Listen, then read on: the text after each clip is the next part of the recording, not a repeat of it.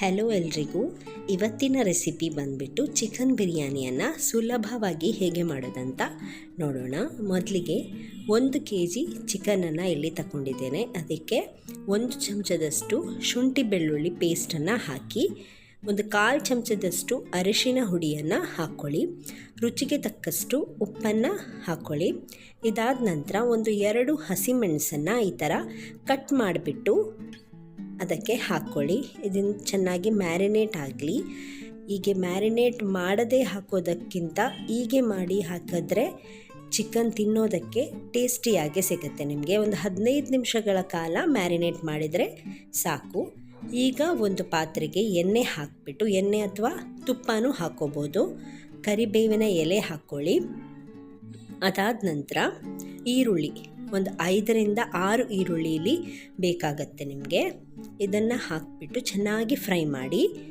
ಚೆನ್ನಾಗಿ ಫ್ರೈ ಮಾಡಿಬಿಟ್ಟು ಇಲ್ಲಿ ಪೇಸ್ಟ್, ಜಿಂಜರ್ ಗಾರ್ಲಿಕ್ ಪೇಸ್ಟ್ ಇದೆಯಲ್ಲ, ಅದನ್ನು ಮಾಡಿಟ್ಕೊಳ್ಳಿ. 8 ರಿಂದ 10 ಹಸಿಮೆಣಸು, 7 ರಿಂದ 8 ಎಸ್ಲು ಬೆಳ್ಳುಳ್ಳಿ, 1 ಇಂಚು ಶುಂಠಿ, ಸ್ವಲ್ಪ ಕೊತ್ತಂಬರಿ ಸೊಪ್ಪು ಹಾಕಿಬಿಟ್ಟು ಚೆನ್ನಾಗಿ ಮಿಕ್ಸಿಯಲ್ಲಿ ರುಬ್ಬಿ ಅದನ್ನು ಇದಕ್ಕೆ ಹಾಕ್ಕೊಳ್ಳಿ. ಎಲ್ಲವನ್ನು ಅದಷ್ಟನ್ನು ಕೂಡ ಇಲ್ಲಿ ಹಾಕಿ ಈರುಳ್ಳಿ ಜೊತೆಗೆ ಚೆನ್ನಾಗಿ ಮಿಕ್ಸ್ ಮಾಡ್ಕೊಳ್ಳಿ.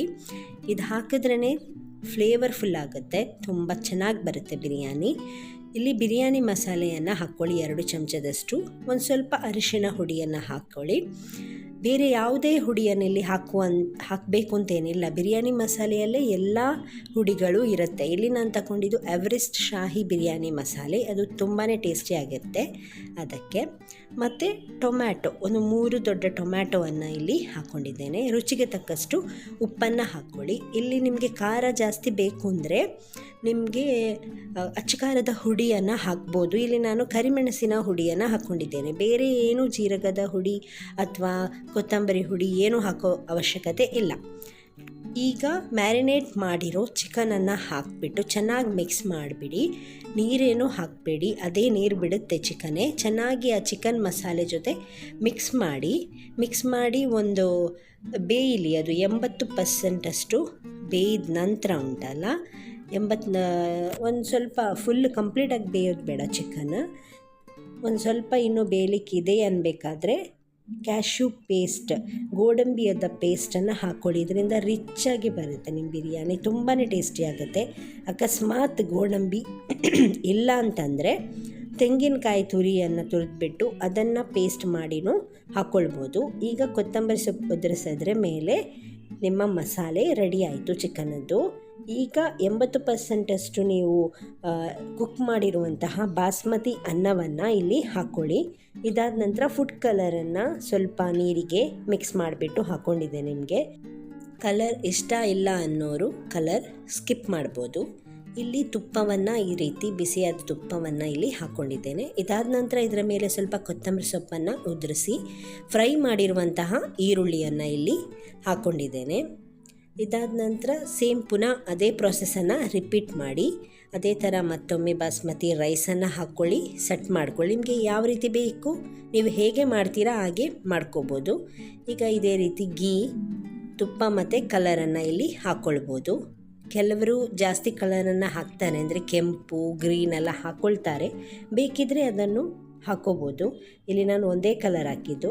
ಗೀ ಮತ್ತು ಕಲರ್ ಹಾಕಿಬಿಟ್ಟು ಕೊತ್ತಂಬರಿ ಸೊಪ್ಪು ಮತ್ತು ಈರುಳ್ಳಿಯನ್ನು ಅದೇ ಥರ ಹಾಕಿಬಿಡಿ. ಕಂಪ್ಲೀಟಾಗಿ ಎಲ್ಲವನ್ನು ಹಾಕಿ ವಿಡಿಯೋನ ದಯವಿಟ್ಟು ಲೈಕ್ ಮಾಡಿ ಹಾಗೂ ಸಬ್ಸ್ಕ್ರೈಬ್ ಮಾಡೋದನ್ನು ಮರಿಬೇಡಿ. ಈಗ ಪುದೀನ ಎಲೆಯನ್ನು, ಒಂದು ಕಟ್ಟು ಪುದೀನ ಎಲೆಯನ್ನು ಚೆನ್ನಾಗಿ ತೊಳೆದ್ಬಿಟ್ಟು ಈ ಥರ ಇಡಿ.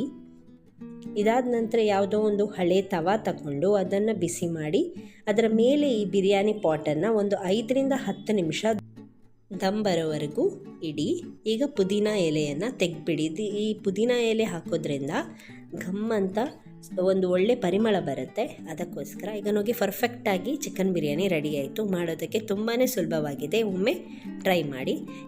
ಈಗ ಇನ್ನೊಂದು ರೆಸಿಪಿ ಬಂದುಬಿಟ್ಟು ಚಿಕನ್ ಗೀ ರೈಸ್ ಕಬಾಬ್ ಬಿರಿಯಾನಿ. ಇದನ್ನು ಹೇಗೆ ಮಾಡೋದಂದರೆ, 1/4 ಕಪ್ ಎಣ್ಣೆ ಅಥವಾ ತುಪ್ಪನೂ ಹಾಕ್ಕೊಳ್ಬೋದು. ಇದನ್ನು ಹಾಕಿಬಿಟ್ಟು ಕರಿಬೇವಿನ ಎಲೆಯನ್ನು ಹಾಕ್ಕೊಳ್ಳಿ.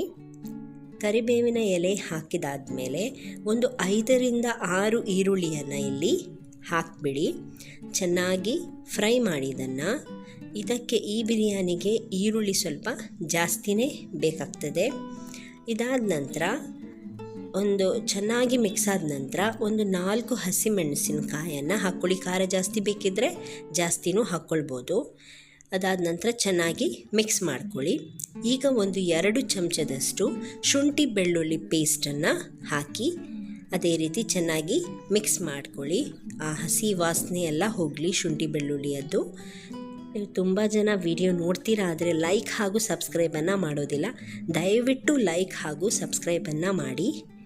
ಈಗ ಒಂದು 1/4 ಚಮಚದಷ್ಟು ಅರಿಶಿನ ಹುಡಿಯನ್ನು ಇದಕ್ಕೆ ಹಾಕ್ಕೊಂಡಿದ್ದೇನೆ.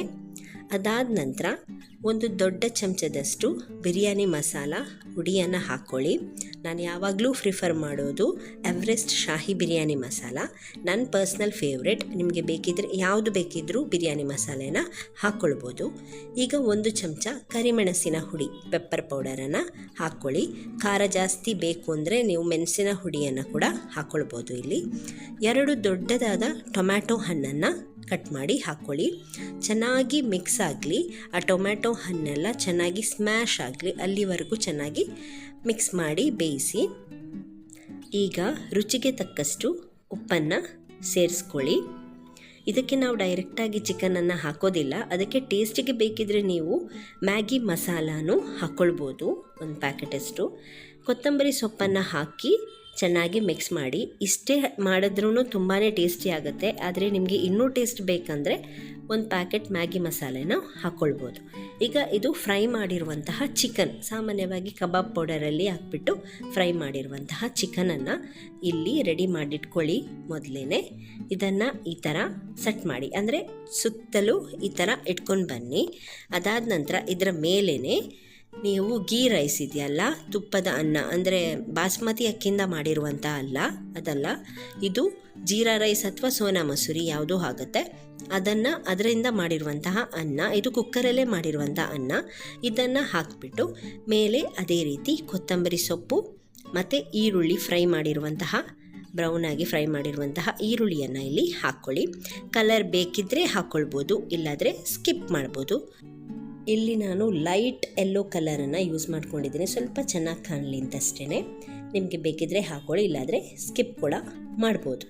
ಇದಾದ ನಂತರ ಪುನಃ ಅದೇ ರೀತಿ ರಿಪೀಟ್ ಮಾಡಿ ಮತ್ತೆ ಅನ್ನವನ್ನು ಹಾಕಿಬಿಟ್ಟು ಅದಾದಮೇಲೆ ಕೊತ್ತಂಬರಿ ಸೊಪ್ಪು ಮತ್ತು ಫ್ರೈ ಮಾಡಿರುವಂತಹ ಈರುಳ್ಳಿಯನ್ನು ಅದೇ ರೀತಿ ಹಾಕಿ ಕೊನೆಯದಾಗಿ ತುಪ್ಪವನ್ನು ಮೇಲೆ ಹಾಕ್ಕೊಳ್ಳಿ.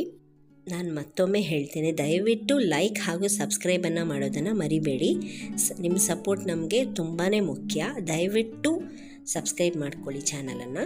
ಇದಾದ ನಂತರ ಮೇಲೆ ಸ್ವಲ್ಪ ತುಪ್ಪವನ್ನು ಹಾಕಿಬಿಟ್ಟು 5 ನಿಮಿಷಗಳ ಕಾಲ ದಮ್ ಬರೋವರೆಗೂ ಇಡಿ. ಅದೇ ರೀತಿ ಒಂದು ತವಾದ ಮೇಲೆ ಇದನ್ನು ಇಟ್ಬಿಟ್ಟು ಅದನ್ನು 5 ನಿಮಿಷಗಳ ಕಾಲ 5ರಿಂದ 10 ನಿಮಿಷಗಳ ಕಾಲ ದಮ್ ಮಾಡಿಬಿಟ್ರೆ ಸೂಪರ್ ಆಗಿರುವಂತಹ ಕಬಾಬ್ ಬಿರಿಯಾನಿ ರೆಡಿ ಆಗುತ್ತೆ.